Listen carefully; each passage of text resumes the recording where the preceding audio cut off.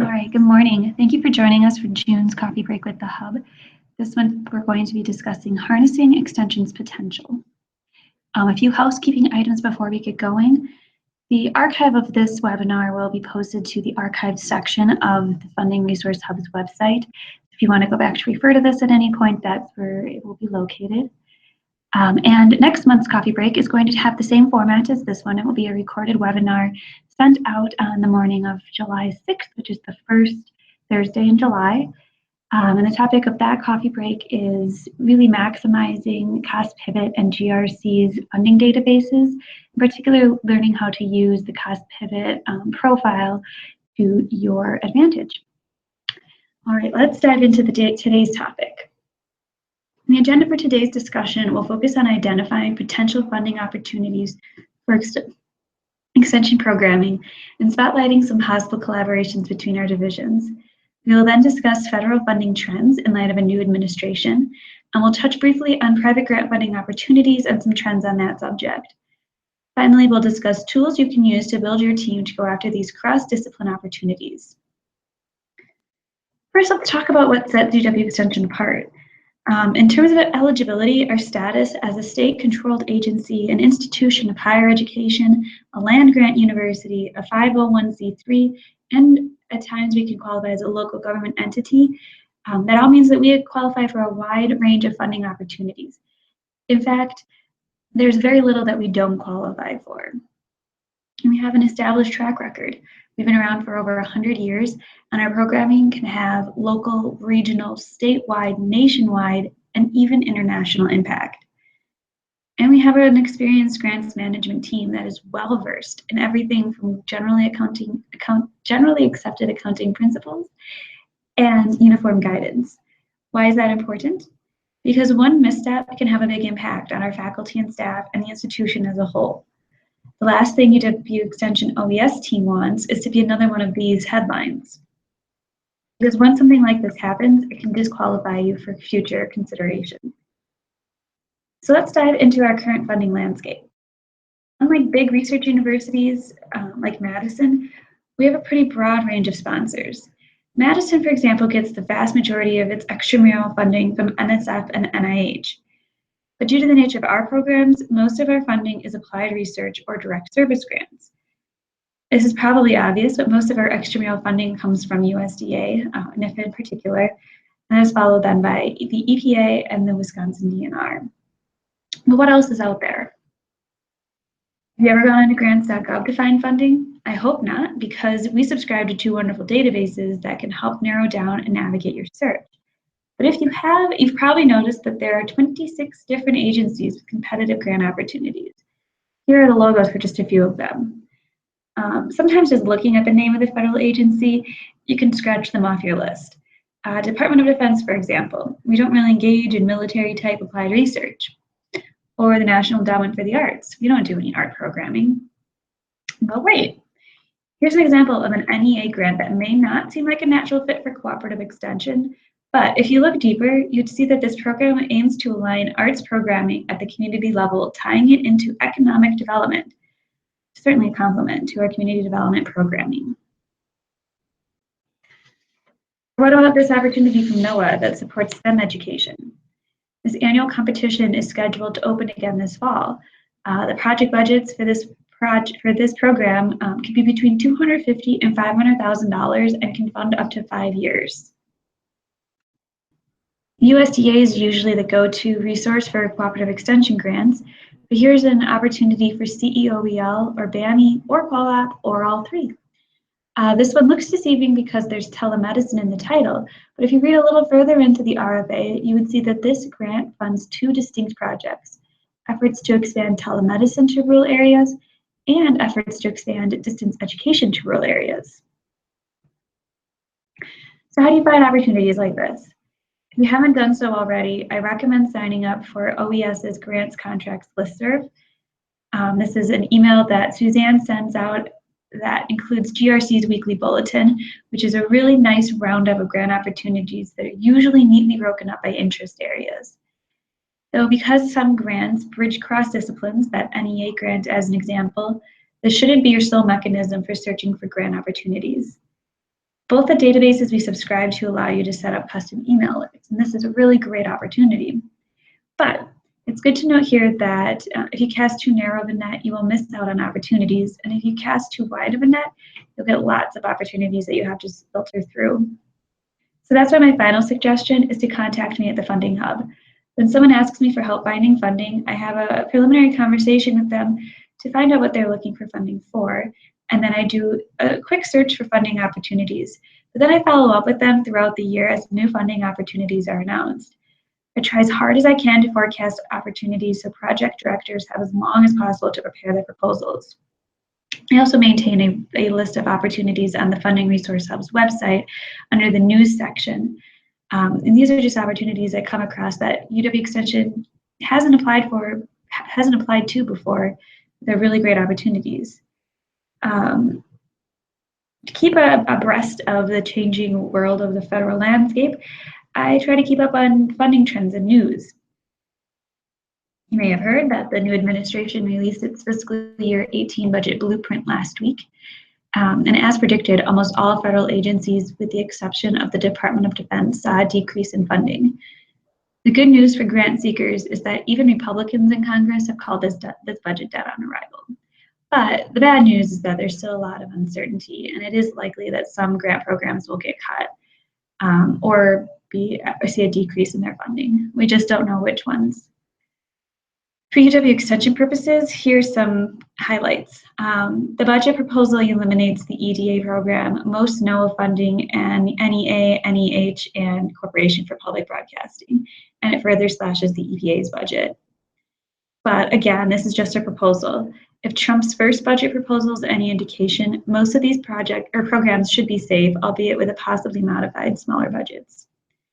Over at the SBA, the budget blueprint does propose to cut $12 million in SBA grant programs, where they consider the ability of the private sector is able to provide effective mechanisms to foster local business development. But it does propose to increase funding to SBDCs that focus on veterans issues, which is a trending topic in the federal landscape. Over at DHHS, the blueprint proposes a pretty robust reorganization of the NIH and will cut some of the administration for community living opportunities. The blueprint does show an increased focus on addressing the opioid epidemic, which is something that USDA NIFA funding has recently focused on as well. And there's also an increased focus on chronic disease management, as well as addressing the needs of an aging population. And then over at the USDA, prior to the release of the budget blueprint, newly confirmed Secretary Sonny Perdue announced a reorganization of USDA's trading policies, signaling an increased interest in supporting international ag trade. His proposal also included the elimination of the Undersecretary for Rural Development, which signaled a reduction in emphasis on these rural development programs. Trump's proposal for the USDA did not cut as much as most observers were predicting. In a direct quote taken directly from the blueprint, Trump's budget continues to support farmer-focused research and extension partnerships at land-grant universities and provides about $350 million for USDA's flagship competitive research program. The budget proposal does target a lot of rural development programs at the USDA, among them the Value-Added Producer Grants Program, Appropriate Technology Transfer for Rural Areas, and the Rural Cooperative Development Grants. It also proposed deep cuts to the Community Facilities Program and Rural Water and Wastewater Program. In addition to targeting rural development, the budget request also includes over $100 million in cuts to NIFA, including a 44% cut to NIFA's integrated activities. Here's a closer look at the programs that are on the chopping block over at NIFA, and then just break down. Here we have the budget proposal completely eliminates farm safety and agribility, the Renewable Resources Extension Act and Rural Health and Safety Program. It decreases funding for SARE and the Higher Ed Challenge Program, but it does sustain current funding levels for Smith-Lever, all of the AFRI programs, which include the ELI and Food Safety Challenge Area, Also sustained are the food safety outreach, expanded food and nutrition education program, and CFAR.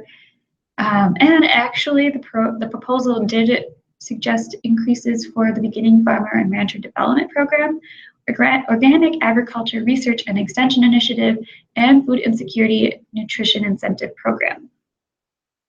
Before we get too far ahead of ourselves, the proposal is just that, a proposal. Grant programs for fiscal year 17 are still in place, and as described here on this NEA grant, all federal agencies will continue to operate as usual until any decisions are made. As noted, it's a very long budget process. So what can we do next? Use your funding email alerts and databases, or contact me for help with finding funding for a project. Once you think you have a possible funding opportunity, check out the toolbox on the Hub's website. And there's a funding analysis tool that will help you determine if this opportunity is right for you. In addition, I have a sample grant calendar that can help you organize the various opportunities as you come across them. The example on the website includes opportunities for family living programs, but it can be customized to fit your needs. And another really great tool I like to use on the site is the proposal enhancement tool. It's a pretty robust document, but it has helpful worksheets for everyone on your team once you're ready to prepare a proposal. It helps you define your audience, determine appropriate collaborators, and project anticipated impacts and costs. Here is a quick breakdown of where to find these opportunities. No, you won't be able to do that. Additionally, there are other tools for you to use. Feel free to click around. Here are just some quick tips to help you get through the whole proposal development process, because it can be a little overwhelming. Develop partnerships. It can be a difficult task and take a great deal of time, but you should know that the most innovative and successful grant proposals are collaborative efforts. Often that means you need to put the time and effort into developing partnerships. A collaboration with an extension, other universities, or other nonprofit agencies and government organizations can enhance a grant proposal a great deal, and in some cases, partnerships are required.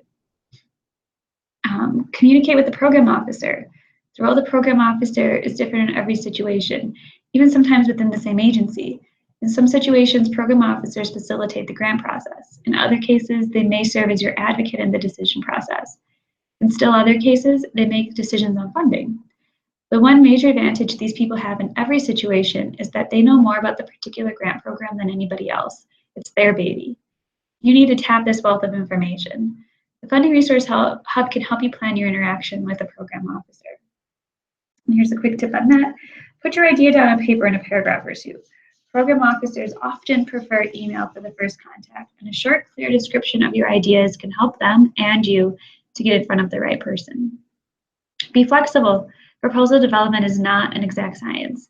No matter how far in advance you start preparing your proposal, things are going to change, be rushed, not work out, fall apart, computers will crash, people won't respond to your phone calls, someone may get upset. You're going to get nervous about making the deadline and your email won't work. This is okay, should be expected, and one more reason to plan ahead and work with OES. Be open to feedback. Constructive criticism can be helpful. Turn to your peers in your department and ask them to read a draft of your proposal. By receiving feedback from more experienced grant writers, you'll be able to improve the quality of your proposals. Be confident. Seeking a grant can be a humbling experience. You need to have confidence in your ideas, in yourself, and in UW Extension. Remember, grant writing is an iterative process. Sponsors always have more good ideas than they can fund at any given time, but your odds of success increase over time. Start now. The process of procuring a grant can be very lengthy. In some cases, the turnaround time from submission to notice is 7 to 8 months. If you're not successful on your first attempt, and this is an annual competition, there's another 4 months until the next deadline, then another 7 to 8 months until you're notified again. If you feel you don't have the time, odds are good you won't have the time a year from now. Don't be intimidated by deadlines. It is never going to seem like enough time. For the majority of people, even with knowing about a deadline a year in advance, the bulk of the work will get done the last month anyways. Keep an open mind when you get a grant opportunity with a deadline that is a month away. You can't finish what you don't start. Talk to your colleagues. There's probably someone here at UW Extension who knows something about your grant, about your program, and has experience and insight that can help you. Try to find them and work through networking or searching. Review for programs that interest you. Perhaps the best way to improve your proposal writing is to serve as a peer reviewer. Many agencies are in chronic need of qualified reviewers. And there's no better way to understand what makes a competitive proposal than to review it. Contact a program officer and a program of interest to you and see what their process is for selecting reviewers. A peer review may take up 2 or 3 days of your time, but it will pay great dividends in your future grant writing. And work with OES. Get to know us, get to know the hub, come see us, call us, stop by, drop us a line. We're on the first floor of the UW Extension building. We're here to help you. And persevere. You are the best resource and your best advocate. You will need to make pursuing a grant a high priority on your list if you are serious, or it will get lost in the business of everyday life. The first grant is always the most difficult. It gets easier after that. And don't take failure personally. Failure not only provides learning experience, in this business, they also provide some feedback to use the next time around. As you're preparing your proposal, here's just a sprinkling of helpful departments within Extension that should be your first contact when you're looking for collaborators or partners. The Applied Research Lab can help you determine exactly who your audience is and who your stakeholders are. They can help you prepare your impact statement with information on the demographics, what the demographics are for the area of your intended service. Within Wisconsin Public Television, there's a production service that can help you produce and edit videos. Their services come complete with a production van, so you can capture video right in the field, high quality video right in the field. There's the information there if you want that website. And within Cooperative Extension, there's the PD&E, the Program Development and Evaluation Team, that can help you prepare logic models and create an evaluation plan, which is something that every grant proposal requires. And lastly, I just wanted to touch on a quick story from a fellow UW System Grant Administrator that I met recently. He was from UW Whitewater, but he had recently located from Montana. And he was really excited when he heard that I was from Extension because he had recently helped a team from Whitewater prepare an NSF proposal. Whitewater is not, a huge university when it comes to NSF. And they were surprised to find that lately NSF had become much more interested in funding projects with compelling outreach and dissemination components. The team preparing for this grant had a real struggle coming up with ways that they were going to disseminate their results for local impact. In hindsight, this grant administrator that I had met had wished that he had suggested calling the extension office in Walworth or Rock County for help. It just really brought to my mind that it's such a great opportunity for our county agents, particularly those with a college or university located in them. With a greater emphasis on local impact and dissemination, UW Extension is well poised to continue expounding the Wisconsin idea. As always, here's my contact information. I look forward to hearing from you. If you have any questions or concerns or really want to get going on writing a strong proposal for a grant application. Thanks.